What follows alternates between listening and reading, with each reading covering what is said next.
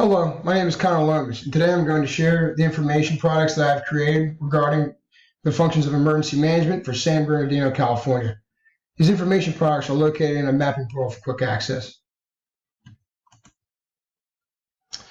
This mapbook template example here shows an area of interest in Washington, D.C. using the United States National Grid, which is a commonly used language for various ground operations. First, it is important to identify the grid zone designation, which is 18S, and 100,000 meters square identification, UJ. You must then read right and then up to identify the location of the grid coordinates. We'll now be taking a look at the San Bernardino County Place Vulnerability Story Map. Place vulnerability analysis is conducted by identifying vulnerable populations of people that are located in hazard zones. In this case, we'll be taking a look at flood hazard zones, as well as the social vulnerability level indexes per census tract. And the dark blue represents higher vulnerability, and the lighter yellow color represents lowest vulnerability. So that of these two factors results in a place vulnerability layer, as you can see here. This shows the most vulnerable communities in San Bernardino County, California.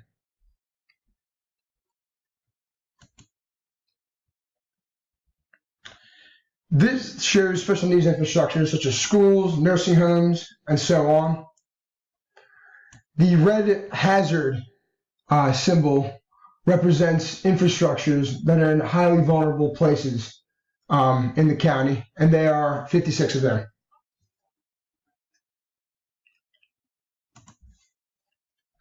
So the next slide here shows the various community lifelines throughout San Bernardino County. This includes the safety and security, including police stations as well as fire stations, medical resources, including hospitals and urgent cares, transportation, and so on. It's also important to be aware of the other potential hazards in this Southern California area, which includes landslides, wildfires, and earthquakes.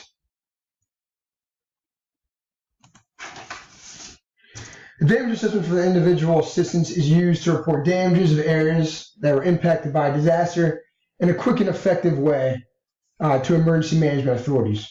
The questions include location information, types of damage, level of damage, and so on and so on. This is configured using Survey 123 for ArcGIS and the FEMA pre-damage assessment template.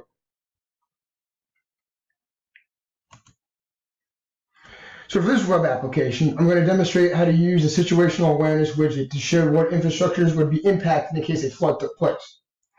This widget allows you to analyze the feature information as well. Here is the situational awareness widget. I'm going to go ahead and draw an incident using the polygon. This represents just like a flooded area, either in a real life situation or just a prediction. See what will be impacted.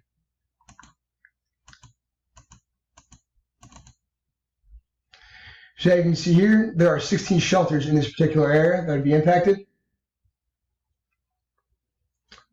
With a total population of approximately 5,000, 17 public schools with a total population of about 6,700. And here as well includes beds available. There would be 2 hospitals with 53 available beds. So now we'll take a look at the damage assessment operations dashboard, which was created to keep track, display, and analyze real-time data from the preliminary damage assessment form. Some of the factors shown here include the damage assessment on various levels, as well as the date and time that the survey was submitted by various people. This pie chart here represents the level of damage, the total level of damage throughout the various areas, and the majority were only minor damage, fortunately. Finally, here we have a gouge displaying the progress of the survey. There was only 6 taken so far, but our end goal is for 15,000 to be taken. So now we have the operations response application, which is extremely beneficial for displaying as well as updating incident data to increase situational awareness. Here we've created a representation of an active wildfire impacting the Valley of Enhancement in San Bernardino, California. This demonstration shows a mandatory evacuation zone, pre-evacuation zone, closed down road, the active wildfire itself, and other various infrastructures, including shelters that are open and closed.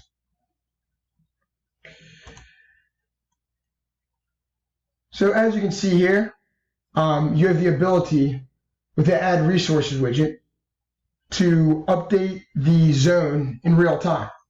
So if the fire were to spread south, you could expand the evacuation zone south. You can also go ahead and add them as well.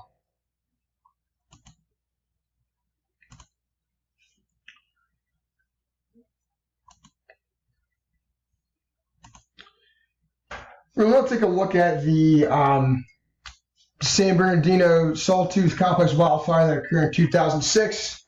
This is one of the worst wildfires that had ever occurred in the county. It began from a lightning strike, and due to a pine bark beetle infestation, there are multiple dead trees behind, using the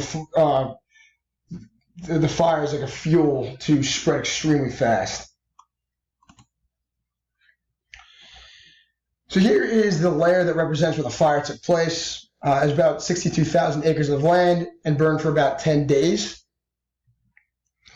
Here's some other statistics here, such as the damage and wildfire loss from the fire, as well as the number of corporations and personnel that were involved with this fire.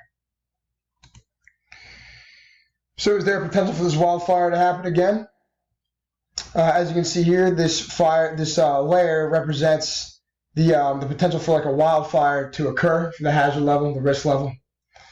And as you can see here in the western side, seems to be more vulnerable areas here that are prone to a wildfire occurring.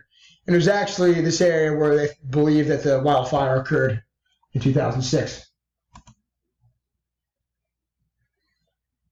So if a wildfire were to happen in the same area again, we could identify populated and vulnerable areas by displaying the population density. Census tract with population over 3,000 people, as well as place vulnerability analysis itself.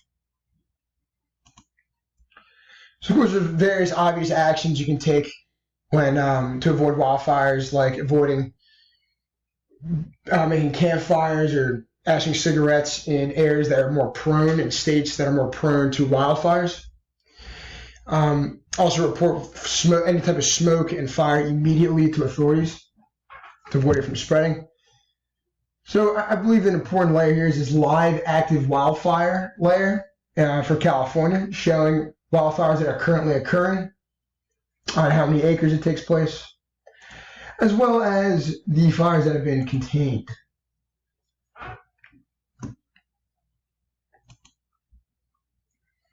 So public information application can help the general public get an understanding about what to do during an emergency situation and if it is going to impact them.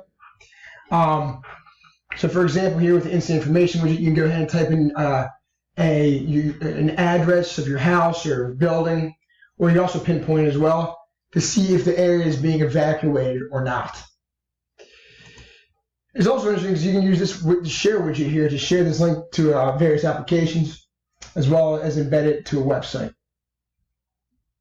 You can also use this on your phone and other devices such as tablets and iPads, and so forth. So finally here we have a storm incident survey, which was created using Survey 123 for crowdsourcing. Citizens have the ability to easily report issues that occur during or after a storm that has passed, such as power outages, as well as roadblocks and property damage. It's very quick and easy to use to alert authorities as soon as possible to anything going on so they can be taken care of. I should say thank you very much for your time for watching this video, and I hope that you found it useful.